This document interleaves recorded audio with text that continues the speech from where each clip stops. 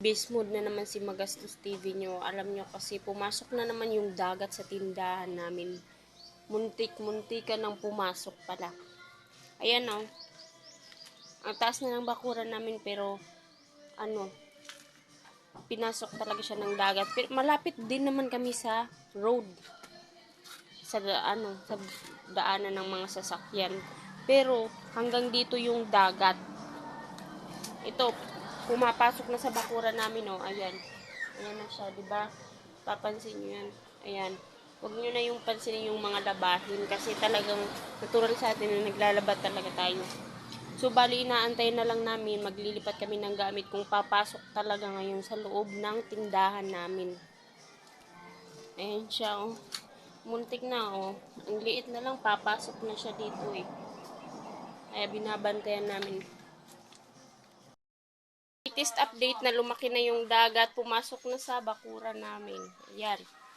Tapos, pumasok pa doon sa loob namin, di ko napapakita kasi madilim. So, ito yung sa labas. Dito sa labas, tingnan nyo naman. Yan, ang laki na hanggang doon palabas sa may daanan ng sasakyan. Doon sa, malapit lang din naman kami sa daanan ng sasakyan. Ito guys, oh, tingnan nyo, oh. Grabe, napakalalim. Malalim na talaga. Ngayon pupunta tayo sa labas. O, di ba malapit? Yan yung kalsada. Malapit lang kami sa kalsada. So, bali umabot talaga dito yung tubig. Ayan. Naapawan na yung mga bahay. Naabot yung mga bahay-bahay dito sa labas. Nasa kalsada na ko. Ayan. Yung sa taas kalsada na yan. Daanan ng sasakyan. Tignan nyo naman yung dagat kung saan umabot. Dito siya umabot. Ayan.